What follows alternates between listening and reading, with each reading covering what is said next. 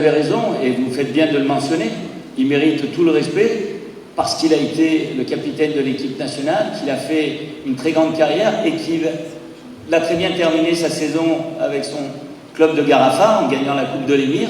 J'ai été le voir avant d'aller au Canada. J'ai été lui dire que je n'allais pas le prendre au stage de Canada, qu'il pouvait se tenir prêt si j'avais besoin de lui pour 90 minutes, 45 minutes, voire même 10 minutes. Il m'a dit « je suis au service de l'équipe nationale ». Et j'ai apprécié son raisonnement et son dévouement à l'équipe nationale. C'est juste une décision qui aujourd'hui, pour moi, elle est très simple. Si on ne regarde pas vers le futur, on ne tournera jamais la page. Ferjani peut nous aider pour cette Coupe du Monde, c'est certain. C'est certain. Peut-être que je suis en train d'essayer de construire un nouveau groupe pour les prochaines compétitions et que Ferjani aurait mérité d'y être et qu'il soit déçu lui aussi, je le comprends parfaitement et qu'il m'en veuille très probablement parce que les joueurs quand ils y sont pas, c'est ma responsabilité, mais j'essaye, croyez-moi,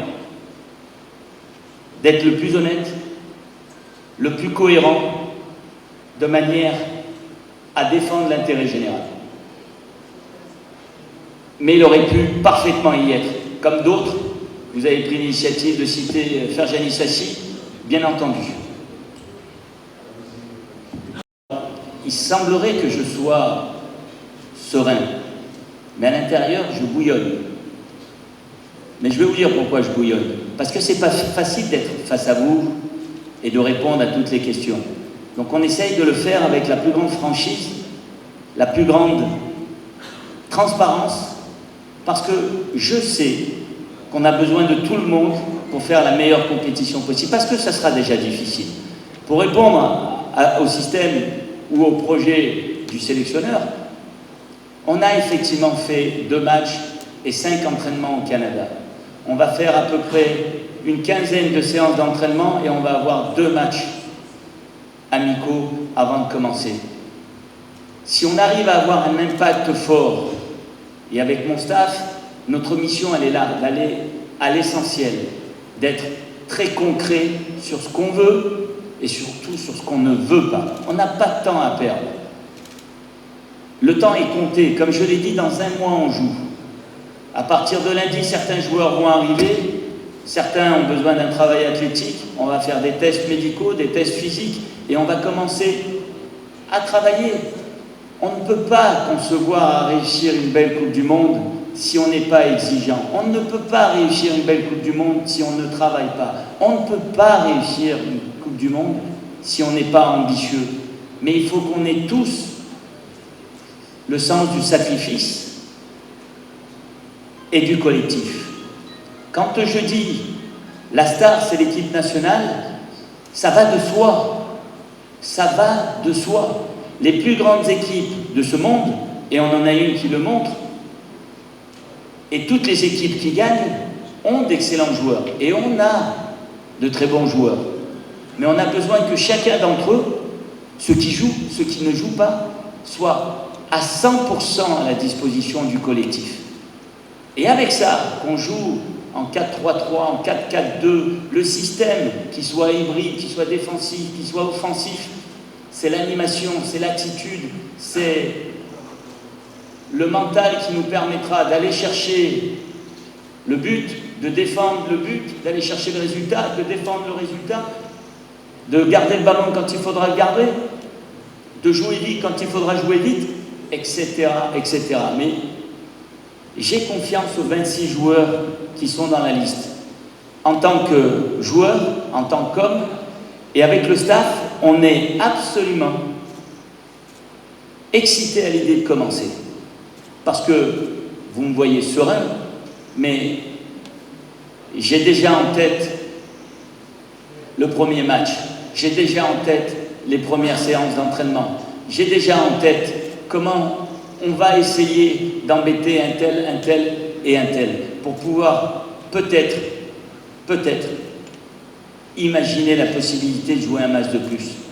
Parce que il nous faut tout donner. Il nous faut être à 100%.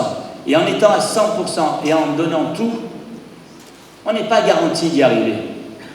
Mais par contre, avec notre mentalité de qui nous sommes, et nous devons être fiers de qui nous sommes, on doit être capable, et ça c'est l'apport du staff, du coach, d'essayer d'ouvrir les discussions avec les joueurs. Les joueurs doivent prendre cette compétition comme un énorme challenge, comme un énorme cadeau. Mais on doit le savourer. On est des privilégiés. On a une chance extraordinaire. On représente la Tunisie et on va jouer la plus belle compétition du monde. Coach, bonjour, Premier League. J'aime beaucoup. En fait, il y a 3 questions. Et vous avez totalement raison. Je vais répondre à la première. La première, elle est très simple. J'allais dire, heureusement ou malheureusement, je l'ai dit au départ, on a 5 bons gardiens. Nordine est avec nous au Canada, mais c'est Sabri qui a joué le premier match. Mon premier match contre Haïti, et il a été performant, alors que ce premier match, il était tant attendu, il était difficile. Et je vais vous dire une chose, si Nordine avait joué ce match-là et qu'il avait fait la même performance, c'est lui qui aurait été là. C'est malheureusement un choix qui a été fait à ce moment-là, et c'est Sabri Ben Arsène qui vient avec nous. Nordine, qui a fait une excellente saison avec son club, qui a pris pas beaucoup de buts, aurait mérité d'y être aussi. Malheureusement, il fallait que je fasse un choix.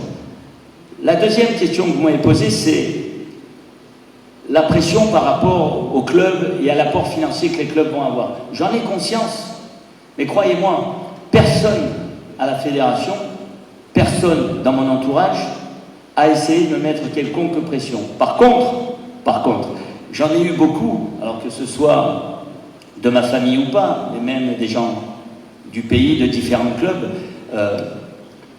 qui sont supporters d'un tel ou tel club, auraient préféré ou préféreraient que leurs joueurs de leur club soient en sélection. Le rôle du sélectionneur, à un moment donné, par rapport à ce que vous avez expliqué, qui est une très belle réflexion. Nous ne sommes pas la France, nous ne sommes pas l'Argentine, et la France et l'Argentine n'ont pas utilisé les 26 joueurs lors des 2 dernières Coupes du Monde. On ne va pas utiliser les 26. Et forcément, ça compte dans le choix que nous faisons. Mais en tant que sélectionneur de la Tunisie, il me faut impérativement prendre en compte l'état du football tunisien. C'est pas à vous que je vais expliquer que l'état du football tunisien est en danger. C'est pas à vous que je vais expliquer que le football tunisien a besoin d'aide. C'est pas à vous que je vais dire que le football tunisien est critiqué et critiquable. Et comme je l'ai dit au début de la conférence, ce championnat a la chance d'avoir les supporters qu'il a dans n'importe quel stade, cette passion qu'ils mettent. Et donc, il faut trouver des solutions pour aider le football tunisien. Et j'en fais partie à ma manière. Effectivement, j'en prends compte. Et c'est ce que j'ai essayé de faire. Mais c'est uniquement de ma décision et de personne d'autre. Et je l'assumerai sans aucun problème. Mais je suis en train de vous dire, très clairement, c'est de ma responsabilité, en étant sélectionneur de l'équipe nationale, de voir des matchs, de connaître les joueurs, de connaître la situation du football tunisien et des clubs tunisiens qui souffrent. Tous. On doit les aider. De quelle manière? Je suis juste le sélectionneur. Je fais mes choix pour avoir le meilleur groupe, pour participer à la prochaine Coupe du Monde et donner la meilleure image du football tunisien.